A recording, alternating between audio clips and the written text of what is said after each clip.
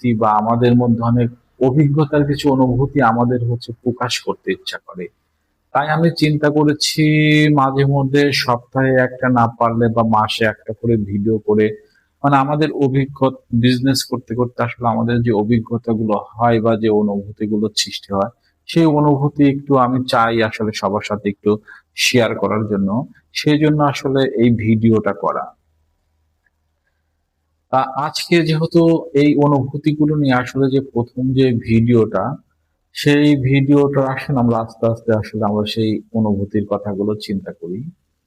আসলে আমাদের শুধু আমাদের দেশে না, সারা বিশ্বেই আমাদের বিজনেস ট্রেন্ড গুলো আসলে পরিবর্তন হয়, বিজনেস মার্কেটিং স্ট্র্যাটেজি গুলো পরিবর্তন হয়।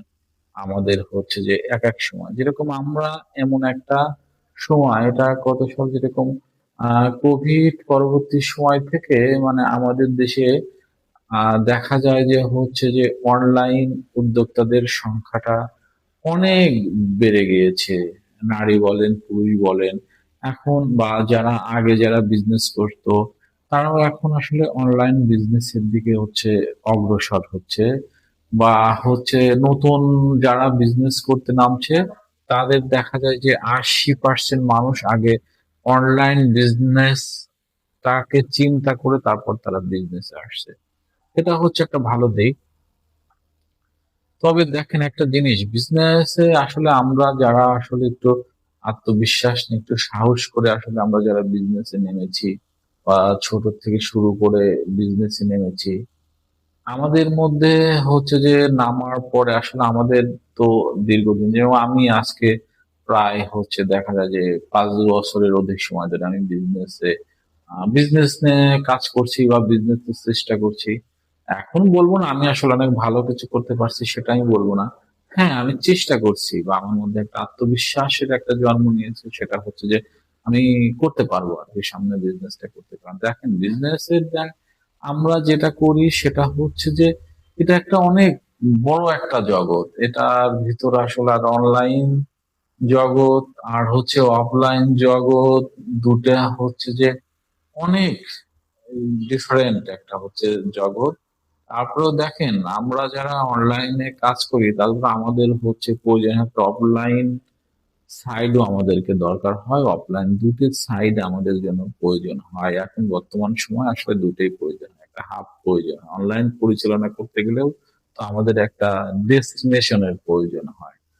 আর যদি একটা পাশাপাশি যদি একটা অফলাইন থাকে, তাহলে দেখা যায় যে একটা অনলাইন তাদের মার্কেট তাদের প্রোডাক্ট ডিসপ্লে বা মার্কেটটাকে আরেকটু প্রমোশন করার জন্য মার্কেট এই একটা নির্দিষ্ট একটা ডেস্টিনেশনের জন্য একটা অফলাইনের প্রয়োজন আছে। আপনি দেখেন অফলাইনের প্রয়োজন আছে, এদিকে দেখা যায় যে আপনার যে অনলাইন বা ই কমার্স, এই দুটোকেই সম্পৃক্ত করে আমাদের বিজনেস গুলো করতে হয়।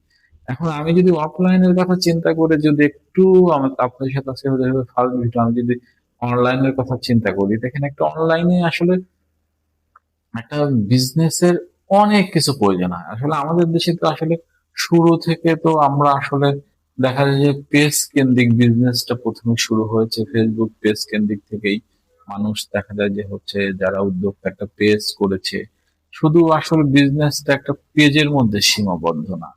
আবার অনেকেই দেখা যায় যে একটা, আমরা যখন কোভিড সময় থেকে যখন বিজনেস করতে আসছি, মানুষ যে একটা দেখা যায় ওই পেজের নামের আন্ডারে একটা ডোমিন নিয়েছে। আসলে বিজনেস কিন্তু শুধু খালি ওই ডোমিনের আন্ডারে না। আসলে একটা বিজনেস, আমার কাছে আমার অনুভূতি বা আমার অভিজ্ঞতায় যদি মনে হয়, আমি মাঝে মাঝে মনে হয় আমি একটা সমুদ্রের মাঝে যে বসে আছি, মানে সমুদ্রের মাঝে চলে আসছে। আসলে কোথায় কুল কোথায় কিনারা, আসলে কোথায় পৌঁছবো, মাঝে মধ্যে আমার এই রকম মনে হয়। এটা আসলে রিয়েলিটি, এটাই বাস্তবতা। এটাই একজন উদ্যোক্তার অভিজ্ঞতার গুলোতে। তাহলে এই এই জিনিসগুলো আসলে যারা নিজেদেরকে মানিয়ে নিতে পারে বা কন্ট্রোল করতে পারে, সমুদ্রের মাঝে থেকেও নিজেকে ঠান্ডা রাখতে পারে, নিজেকে শান্ত রাখতে পারে, আমার কাছে মনে হয় তারা যে সামনে একটা অবস্থা তৈরি করে নিতে পারে। কারণ আপনি দেখেন আমাদের বিজনেস স্ট্র্যাটেজি গুলো অনেক ভাবে পরিবর্তন হওয়ার কারণে যেটা পরিবর্তন হয়, যেমন অনেকেই আসলে এখানে পেজ কেন্দ্রিক নাই। কিন্তু একটা বিজনেস দেখেন কত একটা, যদি আমি অফলাইনের কথা বাদ দেই, আসলে অফলাইনে একটা বিজনেস করতে করতে কি কি লাগে, এটা যারা আসলে বিজনেস শুরু করতে চাচ্ছে, যারা বিজনেস করেও না, তাদেরও একটা মোটামুটি ধারণা আছে আসলে একটা অফলাইনে বিজনেস করতে কি কি লাগে। তো অনলাইনের বিষয়টা হচ্ছে টোটালটাই হচ্ছে একটু ডিফারেন্ট। এই অনলাইনে বিজনেস টোটালটাই আসলে খেলাধুলা হচ্ছে, টেকনোলজির খেলাধুলা।